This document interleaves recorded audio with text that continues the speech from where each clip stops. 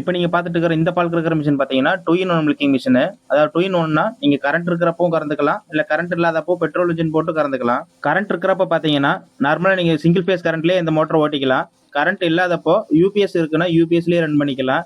இல்ல சோலார் இருக்குன்னா நீங்க சோலார்லயே ரன் பண்ணிக்கலாம் இந்த மோட்டர. இந்த 3 ஆப்ஷனுமே இல்லங்கிற பட்சத்துல நீங்க பெட்ரோல் இன்ஜின் போட்டு பெல்ட் மூலியமா மோட்டர கனெக்ட் பண்ணி பெட்ரோல் ஊத்தி பெட்ரோல் இன்ஜின் மூலமா பால் கறந்துக்கலாம். இந்த இன்ஜின் பார்த்தீங்கன்னா 6.5 ஹெச்பி 4 ஸ்ட்ரோக் இன்ஜின் வந்துரும்.